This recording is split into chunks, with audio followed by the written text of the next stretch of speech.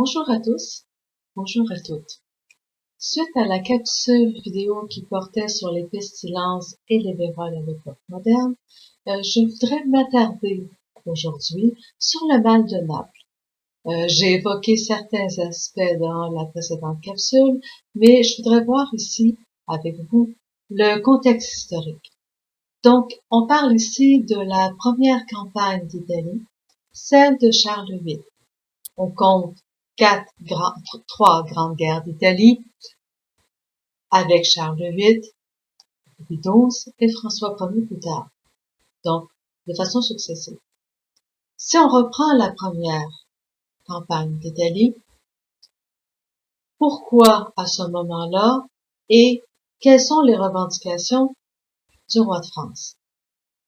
Il faut remonter, c'est-à-dire qu'il faut replacer à la fin des Hohenstaufen et la prise de pouvoir de Charles d'Anjou pour comprendre la situation. Lorsqu'on parle du royaume de Naples, c'est une partie de l'ancien grand royaume de Sicile, qui appartenait aux Normands et ensuite à l'héritier, au petit-fils de Roger de Sicile, Frédéric Hohenstaufen, et par extension à ses héritiers, notamment revendiqués par Manfred. Donc, ce royaume de Sicile, ce grand royaume de Sicile, comprenait non seulement l'île, mais aussi tout le sud de l'Italie, les Pouilles, la Calabre, la Napolie et la partie sud du Latium, donc à la frontière des États pontificaux. Très très près du pape, on va le dire comme ça, mais vraiment très près du pape. Ce qui explique pourquoi notamment le pape qui veut casser la mainmise de Hohenstaufen offre la couronne de Sicile au frère cadet de Louis IX, qu'on connaît davantage sous le nom Saint-Louis. Charles d'Anjou, étant le dernier des frères du roi, a à peu près pas de chance de devenir roi de France. Il est ambitieux, il accepte, il gagne la bataille de Vénévent où il cause la mort de Manfred, dernier héritier de Frédéric Hohenstaufen, du moins en âge de se battre, et se fait couronner. Il s'installe d'abord à Palerme, qui était la capitale normande par excellence. Cependant, les barons palermitains sont peu enclins à accepter cette domination angevine, ce qui va amener ce qu'on appelle les vêpres siciliennes. Donc, on chasse les troupes du roi, on chasse les Angevins qui se replient sur Naples.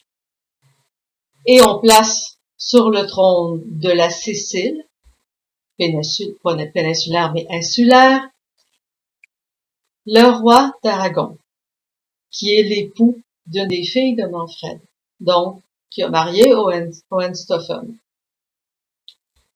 Ça nous fait deux royaumes, un royaume de Sicile et un royaume de Naples. Les Angevins vont rester à Naples jusqu'à l'extinction de la lignée, la mort de Ferdinand Ier. Et là, vous avez plusieurs candidats en lice. Le roi d'Aragon, Ferdinand aussi, mais le roi de France, au nom d'un héritage angevin ancien, notamment celui de René d'Anjou. La possibilité avait intéressé Louis XI, mais il était aux prises avec le duc de Bourgogne, les barons rebelles à son autorité et des relents de la guerre de Cent Ans. Donc, il n'a pas donné suite. Charles VIII est en meilleure posture. Il a, par son mariage avec Anne de Bretagne, rattaché le duché. Il a sécurisé ses frontières et il n'a pas nécessairement à confronter un ennemi sur son territoire. Il est jeune, il est très ambitieux, il a une idéologie assez chevaleresque, et non seulement il veut reprendre ce royaume de Naples, mais il veut aussi être couronné de roi de Jérusalem. Dans ce cas, c'est symbolique. Il n'y a plus depuis très longtemps de royaume de Jérusalem, et on n'est vraiment que dans un titre honorifique. Mais ça compte. À l'époque, les symboles comptent. Plus concrètement, par contre, il lève des troupes pour se rendre sur Naples. Troupes françaises, mais comme on n'a pas encore à l'époque d'armée nationale, il y a beaucoup de mercenaires de toute origine. Donc oui, quelques soldats français, des officiers, etc., mais une multitude d'autres mercenaires. Ils vont vite être confrontés à la Ligue. Quand on parle de Sainte Ligue, on parle toujours d'une armée, d'une coalition, en fait, sous l'égide du pape. Donc, le pape convoque une Sainte Ligue et cette dernière inclut, évidemment, Ferdinand d'Aragon, qui a tout à gagner à s'opposer aux troupes françaises. Plus étonnamment, la République de Venise, généralement assez défavorable à la papauté, mais qui va du côté de ses intérêts financiers, le duché de Milan et quelques autres protagonistes qui vont en fait faire échouer le désir de conquête de Charles VIII. La campagne d'Italie, cette première campagne d'Italie, elle dure en fait à peine un an, 1494-1495, et c'est un échec pour les troupes françaises. Ils vont d'ailleurs y attraper un mal, une grande vérole, qu'on n'identifiait pas tellement bien à cette époque-là. En fait, le contact avec les prostituées et, hélas, comme souvent à l'époque, les violences sexuelles qui suivent très souvent les déplacements des armées, qui résultent en fait du déplacement des armées. Donc, les Français vont accuser les Napolitaines de les avoir contaminées, d'où l'expression mal de Naples. À leur tour, les troupes de Charles VIII, se déplaçant en péninsule italique, vont contaminer d'autres femmes qui elles-mêmes vont contaminer les hommes de leur région. Donc, du côté italien, on parle de mal français. Le mal prend le nom de ceux qui se déplacent en envahissant des territoires, ou du moins en essayant d'envahir par une conquête des territoires. C'est toujours le mal de l'envahisseur. Rapidement, les contemporains se sont demandé d'où venait cette affection, d'où venait ce mal, cette maladie vénérienne, parce qu'on a rapidement compris que c'était par les relations sexuelles. La première hypothèse est celle qui va rester assez longtemps et qui est encore soutenue par plusieurs chercheurs, notamment par Quesnel, qui a publié à Paris un livre sur une histoire de la syphilis, publié en 1986, qui estime que c'est lors du premier voyage de Christophe Colomb que les mercenaires et les soldats espagnols auraient contracté la syphilis. Des femmes amérindiennes qui avaient relativement peu de symptômes et qui l'auraient rapporté sur le continent européen. Il n'y a pas de preuve, je vous dirais, absolue de ça, dans le sens où on diagnostique mal la maladie à l'époque et que la description des symptômes, elle est souvent très floue, ressemblée à la description de d'autres types de maladies. Cependant, c'est dans la littérature médicale de l'époque et très rapidement, on fait le lien. Cependant, ça laisse peu de temps. 1492-93 à 1494-95, on s'entend qu'on est dans le très très court terme. Mais la chose n'est pas totalement impossible. D'autres chercheurs, notamment Madame Brown, qui est spécialiste de l'histoire médicale, elle va soutenir en 2010 qu'il y aurait une souche européenne. Donc, sous une forme plus bénigne, la syphilis serait déjà sur le continent depuis très très longtemps.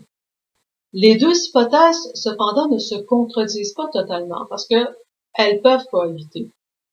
Il est possible qu'il y a eu une souche européenne pour lesquels les populations avaient une certaine immunité, puisqu'en contact depuis longtemps, et une souche américaine, dans le sens ancien du terme, qui était plus maligne pour les populations européennes, mais qui était relativement bénigne pour les populations amérindiennes. Les Amérindiens, d'ailleurs, se soignaient avec du bois de gaillac. En Europe, ça sera le mercure qui sera utilisé, presque aussi effroyable que le mal. On est conscient qu'il s'agit d'une maladie vénérienne, mais on croit aussi qu'elle peut se propager autrement. Et on va commencer à faire allusion à la fermeture des bains, notamment Erasme. Erasme parle de bains qui sont fermés par peur de la contamination de la grande vérole. Cependant, il faut admettre que les bains sont fermés depuis plus longtemps.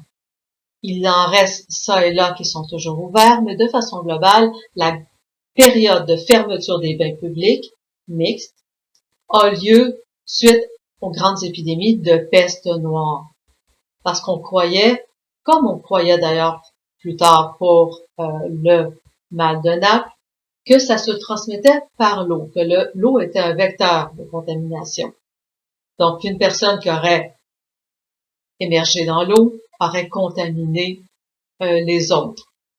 Donc, on a cette peur. On n'est pas encore rendu à la crainte absolue d'immerger dans l'eau. Le siècle de la crasse, comme on va surnommer le XVIIe siècle, mais on voit déjà des réticences. Peur de l'autre, peur d'être en contact avec un élément de contagion, dans le sens où on n'est pas certain du mode de propagation, et on croit évidemment qu'il y a une malédiction derrière. Je vous avais parlé d'ailleurs la dernière fois de la fameuse malédiction de Saint-Vite, qui est un bel exemple de récupération d'une hagiographie d'un saint obscur que très peu de personnes connaissent, à une maladie qui n'était absolument pas connue lorsqu'on a écrit sa vita.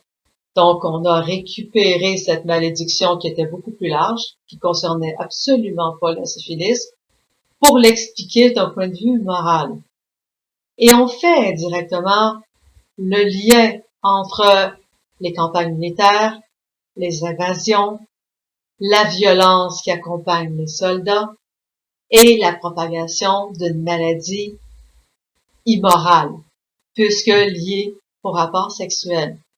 Donc, quelle que soit l'explication, il y a toujours une notation qui est morale derrière.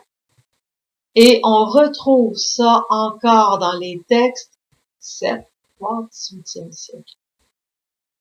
C'est intéressant pour l'histoire de la médecine de s'attarder en effet à cette fameuse grande vérole, mal de Naples, mal français, l'italien de façon large, mal espagnol.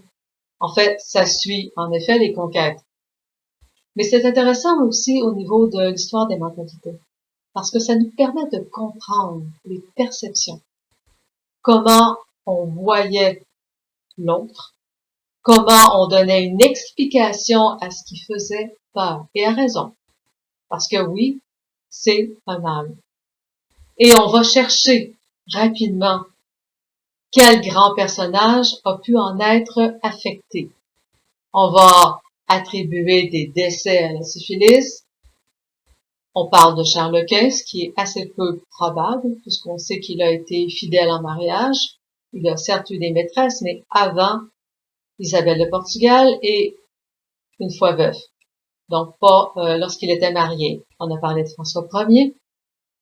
Là, les possibilités sont peut-être un peu plus larges, mais et d'autres personnages, mais on ne peut pas pour cette époque-là avoir de certitude.